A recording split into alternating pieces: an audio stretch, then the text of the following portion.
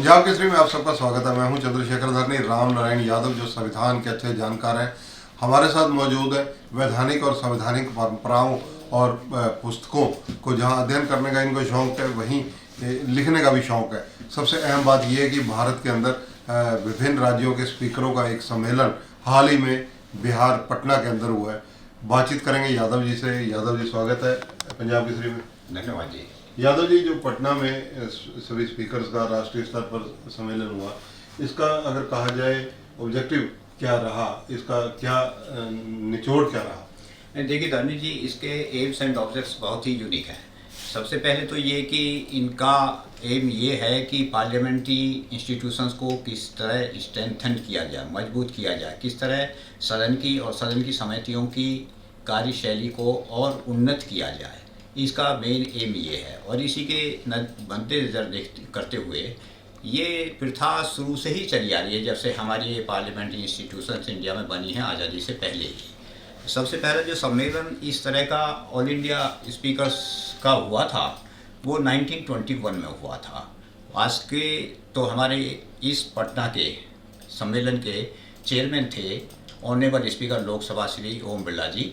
और जो सबसे पहली हमारी कॉन्फ्रेंस हुई थी शिमला में 1921 में, उस टाइम इंग्लिश मैन थे, वो ए वाइट जो चेयरमैन थे और जो स्पीकर उस टाइम के लोकसभा मानी जाती थी, हमारी असेंबली जो नेशनल असेंबली होती थी उसके अध्यक्ष थे। तो वो थे, तब से प्रथा चली आ रही है। और हमारी पार्लियामेंट्री सिस्टम को स्ट्रेंथन करने के लिए हर सम्मेलन में हर वर्ष कोई ना कोई रेजोल्यूशन पास होता है कि इस पर ध्यान दिया जाए, यहाँ तक कि मेंबर्स के डिसिप्लिन के भी, पार्लियामेंट्री प्रिविलेजेस के भी, एंटी डिफेक्शन लॉ के भी, ऑनरेबल स्पीकर्स को क्या दिक्कत आती है उनकी भी, और क्या उनको करना चाहिए इनकी भी, इस तरह के सारे विषय डिस्कस होते हैं। तो इसमें मेन क्या रहा, इसमें क्या निष्कर्ष निकल कर आया? देखिए, अब की जो वहाँ की कॉन्फ्रेंस थी पटना की, उसका सब्जेक्ट भी बहुत ही रेलिवेंट था आज के टाइम का। वैसे तो जो पहले कॉन्फ्रेंस हुआ करती थी उसमें 3, 4, 5 सब्जेक्ट्स हुआ करते थे, और ऐसा ही नहीं, उनके ऊपर डिस्कशन होने के बाद में रेजोल्यूशन भी पास किए जाते थे। अगर वो कुछ जुडिशरी के बारे में होते थे तो भी उसके बारे में अडॉप्ट किए जाते थे कि हमें किस तरह का बर्ताव एक दूसरी विंग के साथ या एग्जीक्यूटिव के साथ करना चाहिए। लेकिन इस बार सिर्फ एक ही हमारा टॉपिक था और बहुत ही यूनिक टॉपिक था। वह था संविधान की 75वीं वर्षगांठ पर पार्लियामेंट्री इंस्टीट्यूशंस, यानी कि पार्लियामेंट और स्टेट लेजिस्लेचर्स कॉन्स्टिट्यूशंस के मूल्यों को किस तरह सुदृढ़ बनाए रख सकते हैं और किस तरह ये उन मूल्यों को, संविधान के मूल्यों को जन जन तक पहुंचाने का कार्य कर सकते हैं। तो ये संकल्प लिया है, और इस संकल्प में बोलने का अवसर मिला था हरियाणा विधानसभा के अध्यक्ष श्री हरविंदर कल्याण जी को भी और किशन लाल मिड्ढा जी को भी। हरविंदर कल्याण जी ने तो बहुत डिटेल में अचीवमेंट ही बताई थी कि उनके थोड़े से टेन्योर में क्या क्या काम हुए हैं, जैसे कि नेवा का बड़ा डेवलपमेंट हुई है, ई गवर्नेंस हुई है, ई विधानसभा हुई है, पेपरलेस विधानसभा हुई है, और नोटिस हमारे उस पर आने शुरू हो गए हैं ईमेल्स पर, और ट्रेनिंग्स हुई है स्टाफ की, उनको और बेटरमेंट के लिए, कैपेसिटी बिल्डिंग के लिए, कि जो ये असली स्टाफ जो होता है विधानसभा का, उसी की ड्यूटी होती है कि वो ऑनरेबल मेंबर को टाइम पर सही गाइड, असिस्टेंट किस तरह दे सकें। तो अगर ये अचीवमेंट हम ले लेते हैं, ये इसमें हम अचीव कर जाते हैं, तो हमारी विधायिका अच्छा काम करना शुरू कर देंगे। और इसके साथ ही अगर मेंबर भी सहयोग दें, जैसे कि अब रेजोल्यूशन में किया गया है कि हमको विधानसभा को स्ट्रेंथन करके कॉन्स्टिट्यूशन की वैल्यूज़ को आगे बढ़ाना है, जन जन तक पहुँचाना है, तो वास्तव में ही हमारी जो इंस्टीट्यूशंस हैं ये बहुत प्रोडक्टिव और अच्छे काम करने शुरू करते हैं। रेजोल्यूशन की अगर बात करें तो इस बार क्या रेजोल्यूशन हुआ? इस टाइम रेजोल्यूशन ये हुआ था, 5 रेजोल्यूशन हुए थे इसमें। तो 5 में से 4 मुख्य थे। एक तो ये थी कि संवैधानिक मूल्यों को पार्लियामेंट्री इंस्टीट्यूशन फॉलो करते हुए किस तरह कॉन्स्टिट्यूशन को सुदृढ़ बनाया जाए और जनहित लोकहित के कामों को कर सकें। और इसके अलावा 3-4 और हुए थे, उनकी भी डिटेल संविधान में आस्था जताई गई थी, बाधा रहित सदन चलाएंगे। सबसे इम्पोर्टेंट ये भी एक था कि हमारे जो सारे प्रिजाइडिंग ऑफिसर्स थे और उसमें संकल्प लेने वाले हमारे हरियाणा विधानसभा के स्पीकर और डिप्टी स्पीकर भी थे, तो ये कहा था कि सदन किस तरह निर्विघ्न बिना बाधा के चलाया जा सके, इसके ऊपर ध्यान दिया जा सके। संविधान के मूल्यों को विभिन्न पंचायती राजों या म्यूनिसिपल कमेटीज़ के माध्यम से कैसे पहुंचाया जा सके, यूथ पार्लियामेंट की तरफ से। एक ऑल इंडिया प्रेजाइडिंग ऑफिसर्स ने ये भी किया था कि आर्टिफिशियल इंटेलिजेंस, डिजिटल टेक्नोलॉजी, इनके ऊपर भी जोर दिया जाए, जिससे कि विधानसभा, जिससे कि लेजिस्लेचर्स चाहे नेशनल की हो चाहे स्टेट की हो, वो सरकार के कामों में, जनता के कामों में अच्छा रोल प्ले कर सकें और सदन में और सदन की समितियों में अच्छा उनके ऊपर चेक करके और जनता के काम को कर सकें और इनको सुदृढ़ बना सकें।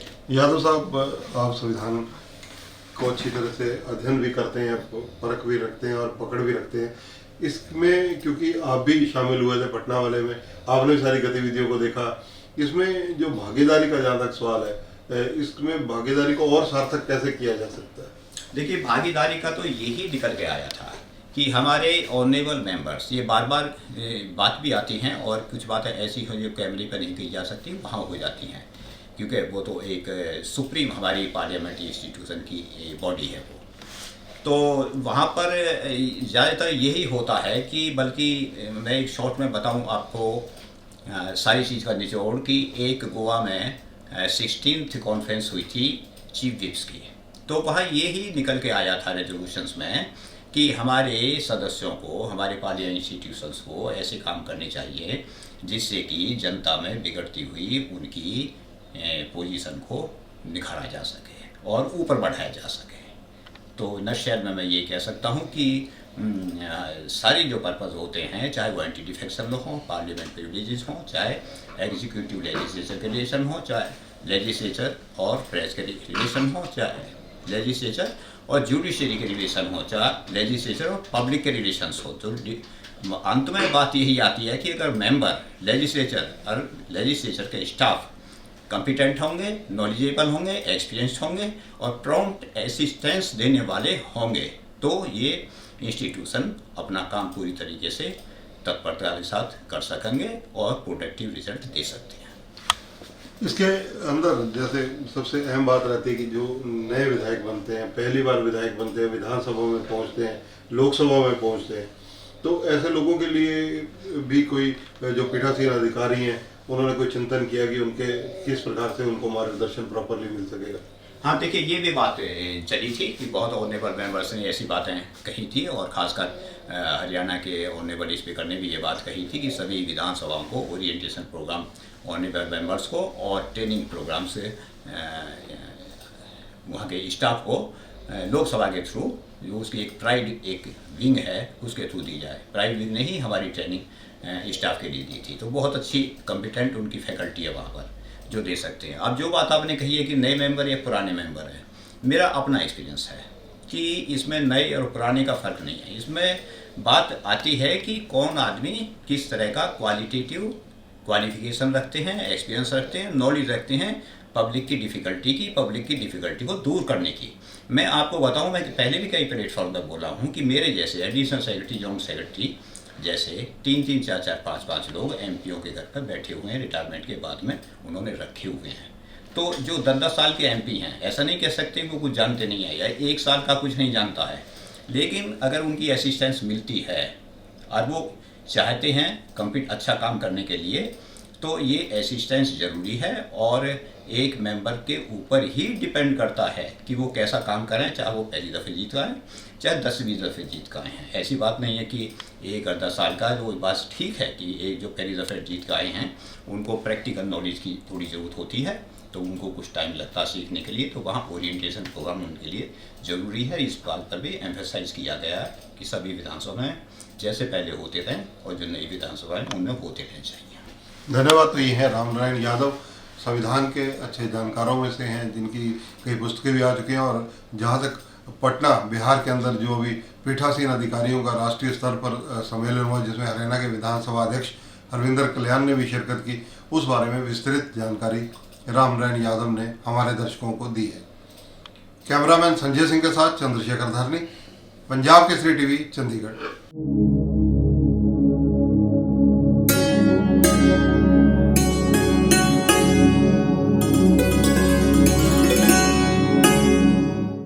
हमसे जुड़े रहने के लिए हमारे YouTube चैनल को सब्सक्राइब करें और नई वीडियो की नोटिफिकेशन के लिए बेल आइकॉन को दबाएं।